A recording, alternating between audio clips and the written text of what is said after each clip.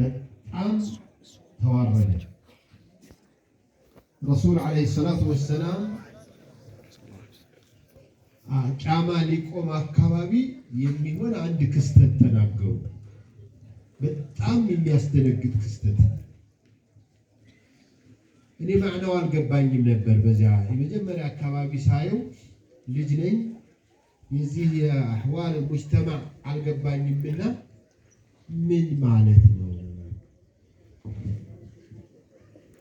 መሻይኾች ሁላችሁም ታስታውሱታላችሁ ብዬ አስታውቃለሁ።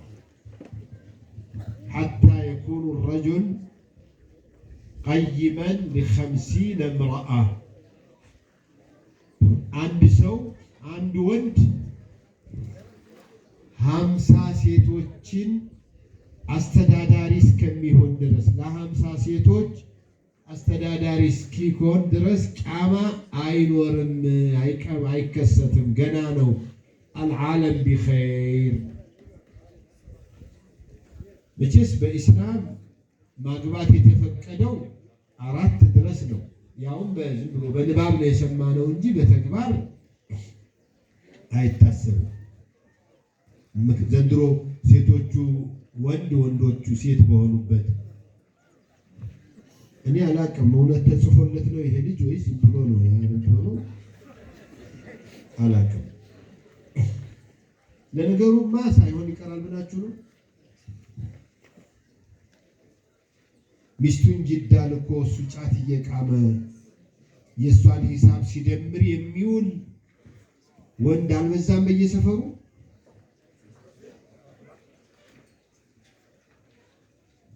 የእሷን ደመወዝ የየቀን ገቢዋን አስቦ በቀን ገቢው በግማሹ እየበላበት እየቃመበት የሚውላል።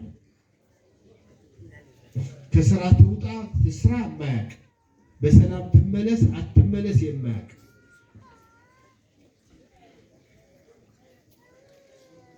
እና አላህ ሱብሓነሁ ወተዓላ አንድ ወንድ 50 ሴትን አስተዳዳሪ 50 ሴት ኃላፊ ይሆናል ሲባል ምን ማለት ይሆናል ብዬ አንዳንድ ጊዜ በልጆቹ ሲሆን 50 ሴት ልጅ መልክ አብዱልዓዚዝ ትናንሽ እነዚህ በጣም ጥቂቶች ካልሆኑ በስተቀር እንደዚህ 50 ልጅ የሚወልዱ የት ይገኛሉ? 4 ሚስቶች ቢኖሩት 20 ልጆች ቢኖሩት 10ዎቹ እንኳን ሴቶች ቢሆኑት እንዴት አድርገን ነው የምንሞላው? እህቶቹ ምናምን ቢሆኑ ለካን የጉረቤቱም የማህበረሰቡም ወንዶች ዘመዶቻቸው፣ አባቶቻቸው፣ ወንድሞቻቸው ምንም ስለነሱ የማይጨነቁ ሆነው አንድ አካባቢ አንድ ዳዒ፣ አንድ ዓሊም፣ አንድ ሙፈክር፣ አንድ ሙረቢ የዚህ አካባቢ ኃላፊ እስከሚሆን ማለት ነው። ትንሽ ተፋርጎ ካልታየ በስተቀር በጣም ከባድ ነው። ይህንን ሀሳብ ያቀረቡት ወንድምና እህቶች ጸሐፊዎቹ የትዳር ነገር አሳስቧቸዋል። እውነት ወንዶቹ አላገባ ብለው ነው ሴቶቹ ወደ ሌላ ነገር የሄዱት? ለምን ያገቡ ጠይቃችኋል? እኔማ ከሰዓት ትኬት ስላለኝ የፈለኩትን ተናግሬ ነው ማለት። አንድ ቂሷ ነግሬያችሁ ወደ ቁም ነገሩ መለሳለሁ። አንድ እናት ውስጧ ቤት ውስጥ ፍየል አብሮ ነበር ድሮ የሚታሰረው፣ እዚያው ቤት ውስጥ ነበር አይደል የሚታሰረው። እና እያንባባ ሌሊቱን ቀኑ ማስቸገራል። ቢሉት በፍጹም እምቢ አላቸው። ምንድን ነው ዝም በላ ይባላል። በኋላ 2 ባልና ሚስት ሲነጋገሩ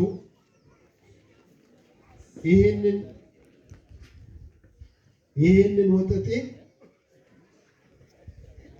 በነገራችን ለፍየል ወጠጤ ስድብ አይደለም፣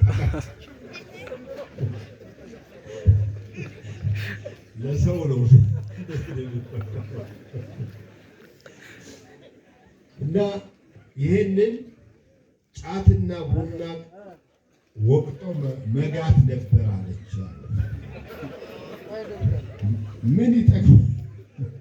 ምን ይጠቅመዋል?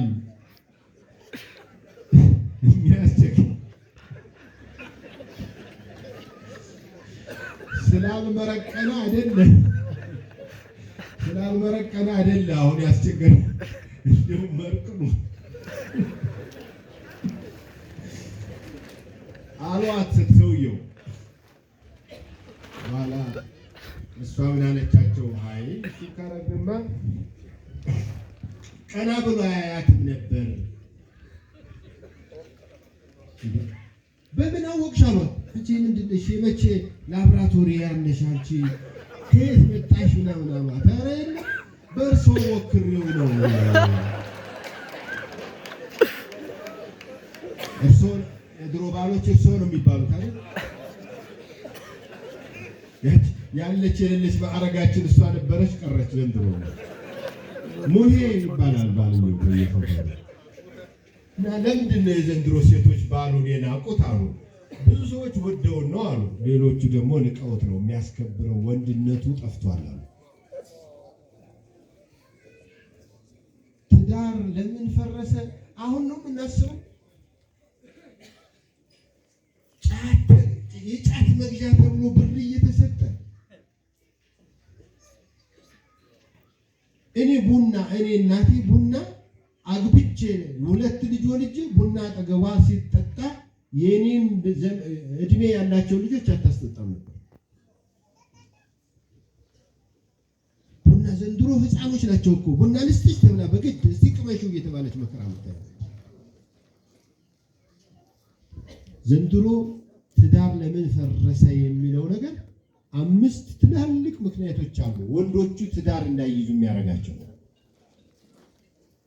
ኡሙር 5 እናንተም እኔም የምናውቃቸው።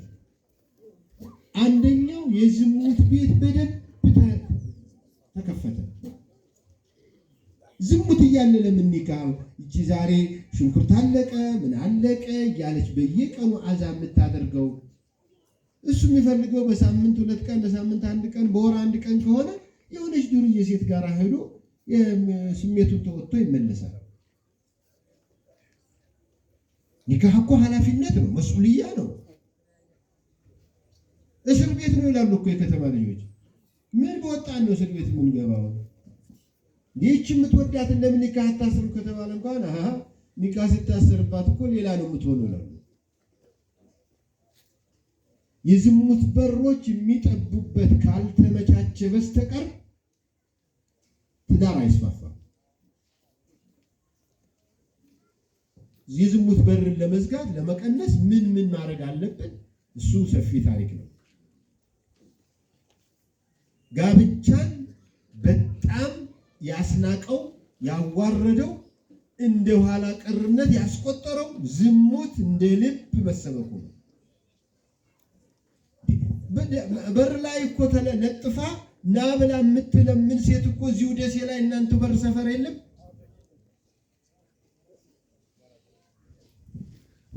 ወንዶቹ በወረፋ የሚጠብቋት እኮ ሴት አለች። ታዲያ እንዴት ሌሎች ሴቶች ትዳር ያዙ? አንድ ሙስሊም ሴት ወደ ቡና ቤት ገብታ አግኝተዋት አዲስ አበባ። ከዚያ የአካባቢ ልጅ ናቸው። እሷ አወቀቻቸው፣ እነሱ አላወቋትም። ሲጠይቋት ስትነግራቸው አካባቢው ምናምን ስትነግራቸው ደነገጡ። የትልቅ ሰው ልጅ ናት እና ስምሽ ማን ነው ስትባል አስካለ ነው ምናምን ብላ እና ለምን ስምሽን ቀየርሽ አልኳት ነው የሚለኝ ያገኛ ሰው። አይ ቢያንስ በዛ ስሜ ይሄን የቆሸሸ ስራ መስራት ስላልፈለኩ ነው። ጀዛሁላሁ ኸይረን አስተብቷት ከዚያ ቆሻሻ ስራ አውጥቷት በህይወት ተመልሳ ጥሩ ልጆችን አሳድጋ አሁን በሕፍዝ ከሚወዳደሩ ልጆች አንዱ የሆነ ልጅ ቁርአን አድርሳለች። ቁርአን ሐፊዝ አድርሳለች። ትዳር በወንዶቹ ዘንድ በጣም ተንቆ በጣም ተፈርቶ ያለው አንዱ ነው። ሁለተኛው ራሳቸው ሴቶቹ ያመጡት ፈተና ነው። ሴቶቹ ትዳር ድሮ አባት ያመጣል፣ የሚስማማው እሱ፣ የሚደራደረው እሱ፣ የሚጨርሰው እሱ ነበር። ዘንድሮ ትዳር በእነሱ በኩል ይምጣ ተባለ አይደል? ነው እናንተ ሀገር አባት ነው የሚጠየቀው። በእነሱ በኩል የሚመጣው ትዳር አብዛኛው አይሳካም። ምክንያቱም የመጨረሻ ላይ ሊሆን የሚገባው ነገር ቅድሚያ ነው የሚያደርጉት እነሱ። ወንድ ልጅ ደግሞ የሚፈልገውን ካገኘ በኋላ መቀጠል ይፈራል፣ ይጠላዋል፣ ይታዘባል። ሌላ ሴት ደግሞ ይጀምራል። እሷን እዚህ ህጓን ወስዶ ደፍሯት አዋርዷት አንገቷን ካስደፋ በኋላ ደግሞ ሌላ ሴት ይጀምራል። ለዚህ ነው አላህ አንኪሑ ነው የሚለው። አንኪሑ ልአያማ ሚንኩም ወሳሊሒን ሚን ዒባዲኩም ወኢማኢኩም አጋቡ የሚለውን ትእዛዝ የሰጠው በይበልጥ ሴቶችን በተመለከተ ቤተሰብ እንዲኖርላቸው ይፈልጋል። ትዳሩ በግል የሚደረጉ ድርድሮች በጣም የጋብቻውን በተለይ የሴትን ሞራል ነክቷል። ብዙ ልጆችን እናገባችኋለን ብለው አሳምነው አደራድረው ሀታ ሐራም እስከሚሰሩ ካደረሷቸው በኋላ የሚያዋርዷቸው ጥለዋቸው የሚሄዱት ከዚያ በኋላ ወንድ ማለት አውሬ ማለት ነው እስከሚሉ ድረስ ብዙ ሴቶች በየቤቱ አንገታቸውን ደፍተው ለምን እንዳሉ እያንዳንዱ ስለማይናገሩ ሀያ ይዟቸው ነው እንጂ የሆነ ወንድ ሞራላቸውን ይነካቸዋል። ወይም ደግሞ እህቷን፣ ጓደኛዋን፣ ያክስቷን ልጅ እንደዚህ የትምህርት ቤት ጓደኛዋን በተለያየ ታሪክ ታውቃለች። ስለዚህ የሚጠይቃት ወንድ ሁሉ ያ ወንድ ነው ይመስላል። ስለዚህ ሴቶችም ትዳሩን በቤተሰብ በኩል እንዲመጣ የሚደረግበት ነገር ጥሩ ነው። ሀታ እንዲያው ቤተሰብ እስከሚጠይቅ እንኳን ወደ ራሳችሁን ከጠየቃችሁ ወዲያውኑ ወደ ቤተሰብ መውሰድ ብዙ ነገር ሳይወራ ለብዙ ነገር ሳትጋለጡ ማድረግ ከተቻለ ትዳር በጣም ቀላል ይመጣል ብለን እናስባለን። ሶስተኛው እንደ ፐርሰንት ሴት ይበዛል። ምንም ሸክ የሌለው ብዛቱ ይህን ያለው ቁጥሩ ይህን ያለው ተብሎ ስታስቲኩ አይታወቅም። ሴት እንደሚበዛ ይታወቃል። የሴት ቁጥሩ መብዛቱ ብቻ ሳይሆን ደግሞ ሴት ልጅ ለማግባት የሚያስፈልጋት መስፈርት በጣም ቀላል ነው። ወንድ ልጅ ግን ትዳር ለመያዝ የሚያስፈልገው መስፈርት ሁለት ነገር ነው። ሴት ልጅ በሴትነቷ ወንድ ልጅ ማስተናገድ ከቻለች ማግባት ትችላለች። ተጣጥራ ተዘጋጅታ መሞሸር ነው። ወንድ ልጅ ግን ሴት ማስተናገድ ብቻ መቻሉ አይደለም። ያ መዕሸረ ሸባብ መን ኢስተጣዐ ሚንኩም አልባአ ባአ ማለት ግንኙነት ብቻ ማለት አይደለም። የግንኙነቱም መቻሉ የግድ ነው። ግን የበለጠ ማስተዳደር መቻል አለበት። በፍጹም ምንም የሌለው ሰው ስሜት ስላለው ብቻ እህትላም ስለሆነ ብቻ ማግባት አለብኝ ብሎ አይሆንም። ለዚህ ነው እዚሁ ሐዲስ ላይ እኮ ካልቻላችሁ ጹሙ ያሉት ረሱል ሰለላሁ ዐለይሂ ወሰለም።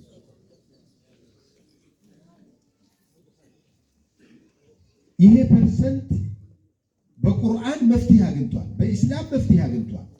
እንደሚመጣ የሚያውቀው አላህ ይሄ ነገር ሊከሰት እንደሚችል አንድ ወንድ አንድ ያግባ ቢባል ከአንድ በላይ እርም ነው ቢባል በተሐሊል አይነት ጋብቻ አይነት ተጋብቶ በፍጹም ቢባል ብዙ ሴቶች የሚያገባቸው እየፈለጋቸው ማነሱ ማግባት እየፈለጉ ያለ ትዳር እንደሚቀሩ ይታወቃል። እኔ ብቻ አይደለሁም፣ ሁላችሁም ሴቶችም ታውቃላችሁ። ማግባት የሚችሉ ወንዶች ቁጥራቸው ትንሽ ስለሆነ በቁጥር ራሱ ወንዶች ስለምናንስ መስፈርታችሁ የሴቶቹ መስፈርት ደግሞ እየከበደ መጣ። መፍትሄውን አላህ በቁርአን በግልጽ ነው ያመጣው። ከአንድ እስከ 4 ትችላላችሁ። ዋጅብ ነው ማለት አይደለም።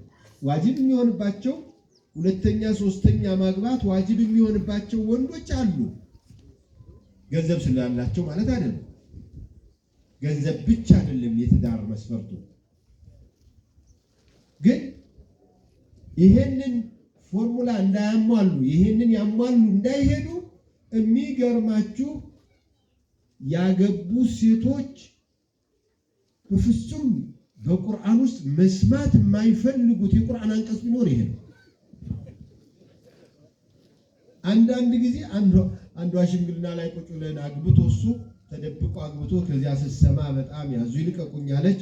ከዚያ ሽምግልና ብለን ተቀምጠን ያለችው ለነገራችሁ እኔ ኡስታዝ ይሄን ቁርአን ባለማመኔ የአላህን ቁርአን አልተቀበልሽም ብትሉ ከሆነ አልቀበልም አለች።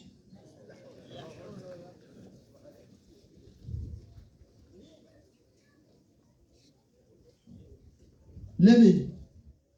ስሜት መጥፎ ነው፣ ቅናት መጥፎ ነው። ይህንን ማሸነፍ የሚቻለው በእስላም ነው። አንዳንዶቹ እነዚህ ካፊሮቹ የሚሏቸው ምናምን ያወጣል። ምን የትኛው መመሪያ ነው? መቼ ነው ከአንድ በላይ ማግባት የተጀመረው? በረሱል ሰለላሁ ዐለይሂ ወሰለም ነው እንዴ የተጀመረው? እነ ኑህ እኮ ናቸው የጀመሩት እዚያ ላይ ከአንድ በላይ የማግባቱን ዘዴና ሳይንስ በሰፊው መረዳት ያስፈልጋል። አንዷ እህታችን ኒካህ አሰረ የተባለ ቀን ራሴን አንቃለሁ አለች። አረ በየከተማው እኮ ምናምን ካለችበት ከተማ እስከ አዲስ አበባ ድረስ ባሉት ከተሞች ላይ ቅምጥ ቢያስቀምጥ ችግር የለኝም አለች። ኒካህ አሰረ የተባለ ቀን ነው። ሰዎች ሌላ ትርጉም ሰጥቷት አይ ኒካህ ካሰረች ውርስ ትመጣለች ነው። ከደቀለ ልጁ መስሎ ከመጣ እኮ ይሰጠዋል። ማስረጃ ካመጣ ይወስደዋል። የውርስ ነገር ከሆነ ኢስላምን በደንብ መቀበል ያስፈልጋል። እድኹሉ ፊ ሲልሚ ካፋሃ ወደ ኢስላም ሲገባ ጠቅለል ብሎ ነው የሚገባው እንጂ ኩለማ አضاء لهم مشوا فيه واذا اظلم عليهم قاموا ይሆናል። ሴቶች አላህ ቁጥራችሁ እንደሚጨምር አስቦ አምኖበት ስለሚያውቅ ከአንድ በላይ ጋብቻ ይቻላል ያለው እሱ። ህግ ካልተወጣልን ብላችሁ እኮ የጮኸው የኢትዮጵያ ሴት ነው ማሹ የእናንተ እህቶች ናቸው። ግን እኔ ህጉም አልከለከለም። የሴቶችም እንቢ ማለት አንዷ እንቢ ብትል ሌላዋ እሺ ትላለች። የወንዱ ወንድነት ማጣት ይሄንን ችግር ለመቅረፍ ሳይሰራ ቆይቷል። ስለዚህ ወንዶች የሴቶችን ችግር በትክክል የተረዳችሁ ወንዶች ሴቶች እንቢ ስለሚሉ ነው ሴቶች እንዲ ስለሚሉ ነው። ድሮስ ጠይቀውኝ እኮ ይሄው አንድ ሰሞን እንደውም እኮ በዛ በቻ አርጋችሁ ነበር ይመስለኛል። ሚስቱን ማስፈቀድ አለበት። የጉድ ነገር ሚስት ለማግባት ሚስት ፍቃድ ትስጥ ተብሎ መወራት ነበረበት። ትፈቅዳለች? በታሪክ ውስጥ አንድ ሴት ናት ፈቅዳ ዳረች ባሏን የተባለው። አልጨረሰችም። እሷ ጀመረች። ያውም የእሷ ድክመት እንዳለባት ስላወቀች መሀን ነኝ ለምን ደርቀህ ትቀራለህ አንተን የመሰልክ ሰው። ኢብራሂምን እኮ ነው ትልቅ ሰው እነ ኢብራሂም ካነ ኡማ የተባሉትን ሰው። ስለዚህ በእኔ ምክንያት ደርቀህ መቅረት የለብህም አግባ፣ ይችን ልጅ አግባ። ያውም በባርነት መጣች የምትባለውን ሴትዮ ግን ትርፍ ልታመጣ ሆዷ ትንሽ ጎርበጥ ማለት ሲጀምር አውጣልኝ አለች። ወዴት ላውጣት?